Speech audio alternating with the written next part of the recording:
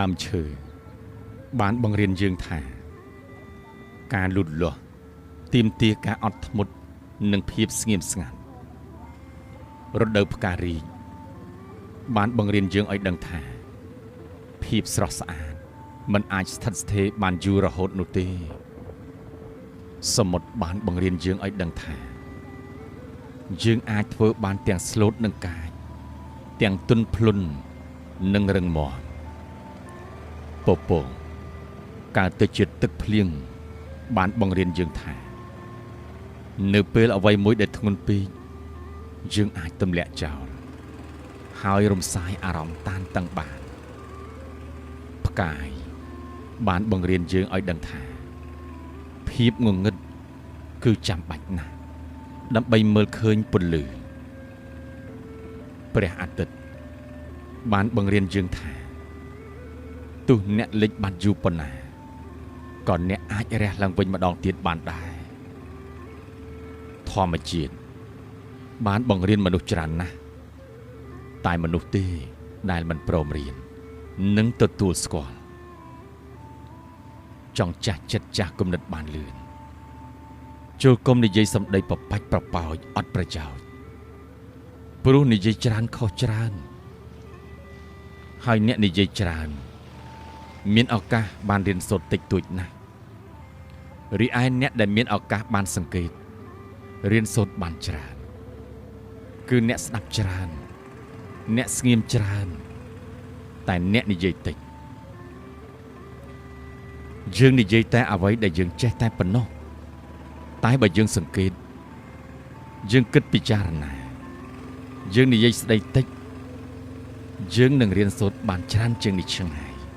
យើងកំពុងរស់នៅលើទឹកដីនៃមាតុភូមិមួយត្រូវចងចាំដឹងថាដីមួយដុំទឹកមួយថ្លុកនៅក្រោមដំបូលមេឃមួយនេះមានទង់ជាតិបក់រវិចនៅលើជាតិនិងឆាកអន្តរជាតិជាប្រទេសកម្ពុជាដែលយើងបានចាប់កំណើតរស់នៅរហូតដល់សព្វថ្ងៃនេះបានមកពីវីរៈបុរសដូនតារបស់យើងគ្រប់គ្នាបានលះបង់សាច់ស្រស់ឈាមស្រស់និងបូជាពលីជីវិតគ្រប់យ៉ាងច្រើនណាស់ដើម្បីការពារបូរណភាពទឹកដីពីការឈ្លានពានរបស់សត្រូវគ្រប់ចំនួនទាំងអស់ទើបបានបន្សល់ទុកឲ្យយើងបានសុខរហូតដល់សព្វថ្ងៃនេះ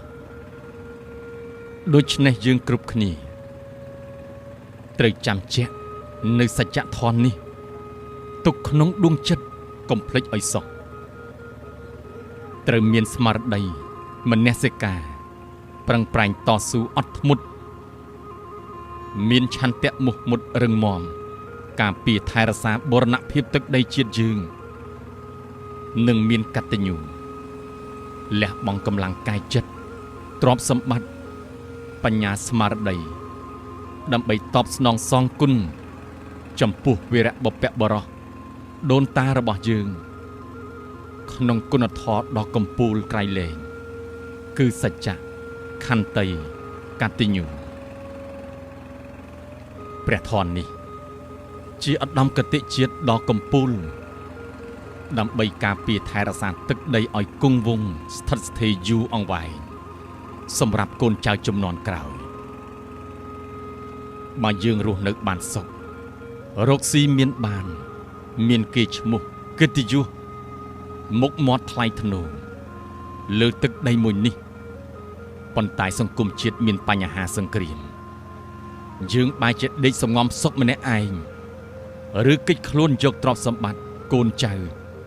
ទៅនៅប្រទេសក្រៅយករួចខ្លួនយើងបានក្លាយជាមនុស្សអកតញ្ញូហើយច្បាស់ជាវិញ្ញាណក្ខន្ធបុព្វបុរសដូនតាមិនឲ្យបានសុខទេនឹងទាមទារយកទ្រព្យសម្បត្តិលៀបយសបុណ្យស័ក្តិនោះត្រឡប់មកវិញនៅពេលណាមួយពុំខានឡើយដូច្នេះយើងត្រូវតែមានឧត្តមគតិស្រឡាញ់សង្គមជាតិយើងត្រូវតែធ្វើឲ្យខ្លាចជាពលរដ្ឋមួយខ្លាំងទើបគេមិនឈ្លានពានមើលងាយយើងបានទើបយើងរស់នៅបានសុខស្ងប់ស្រួល តើមូលហេតុអ្វីខ្លះដែលនាំឲ្យគេមើលងាយយើង 1. ភាពក្រីក្រ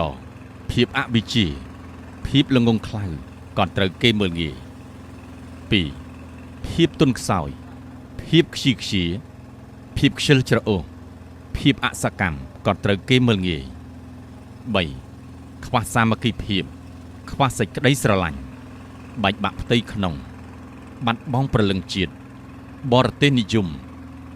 ខ្វះភាពសុខដុមរមនាក៏ត្រូវគេមើលងាយ 4. ខ្វះសិលធម៌ខ្វះគុណធម៌មិនគោរពច្បាប់ខ្វះសណ្ដាប់ធ្នាប់ក៏ត្រូវគេមើលងាយ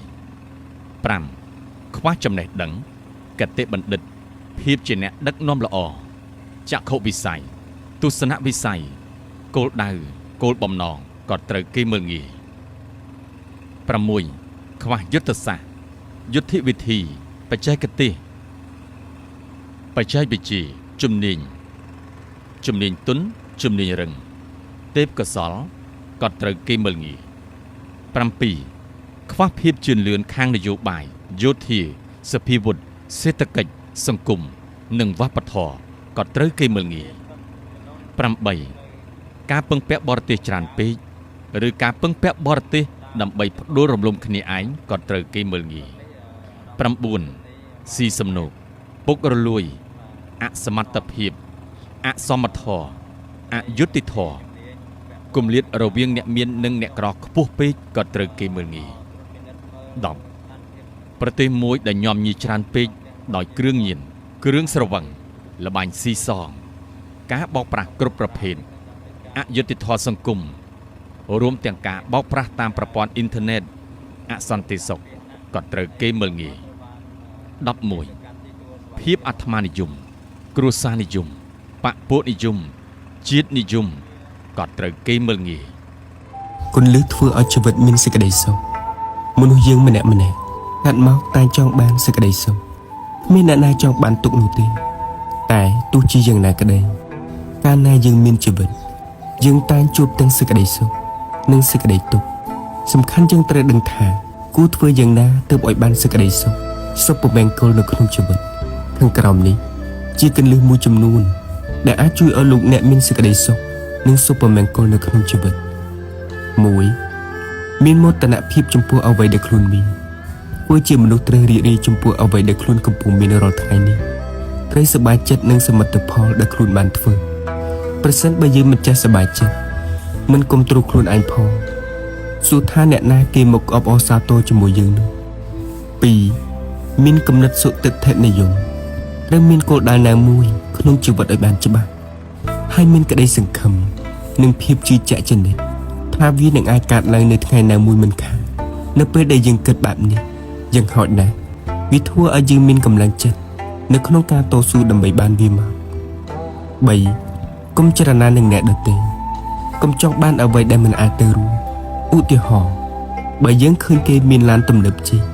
មានផ្ទះវិឡាសនៈណាហើយយើងចង់បានដូចគេដែរតើប្រសិនបើយើងគិតថាវាមិនអាចទៅរួចទេសូមកុំស្រមើស្រមៃទៀតអីព្រោះវានាំតែធ្វើឲ្យយើងខូចចិត្តនិងបាក់ទឹកចិត្តទេហើយត្រូវចាំថាមនុស្សយើងកើតមកមានវាសនាមិនដូចគ្នាទេ 4. ចេះចែករំលែកនៅពេលដែលយើងចេះចែករំលែកក្តីស្រឡាញ់របស់យើងជាមួយនឹងអ្នកដទៃវាកាន់តែធ្វើឲ្យយើងមានអារម្មណ៍ថាមានសេចក្តីសុខកាន់តែខ្លាំងឧទាហរណ៍យើងជួបមនុស្សដែលលំបាកជាងយើងក៏ជួយតាមលទ្ធភាពដែលយើងអាចជួយបានវាធ្វើឲ្យគេមានសេចក្តីសុខជឿជាក់ថាយើងក៏សប្បាយចិត្តដូចគ្នាដែរនៅពេលនោះ 5. មិនគុំគួននិងចេះអត់ឱននៅពេលដែលយើងខឹងនឹងអ្នកណាម្នាក់ហើយយើងគុំនៅក្នុងចិត្តមិនរំសាយជីវិតយើងនឹងអបក្រសោបជាប់ជានិច្ចនៅកំហឹងនោះយើងមិនអាចមានសេចក្តីសុខបានទេដូចទៅវិញប្រសិនបើយើងចេះអត់ឱនចេះបន្ធូរអារម្មណ៍យើងមិនត្រឹមតែមានអារម្មណ៍ប្រសើរជាងមុនទេតែវាអាចប្រែក្លាយជាសត្រូវឲ្យក្លាយជាមិត្តបានទៀតផង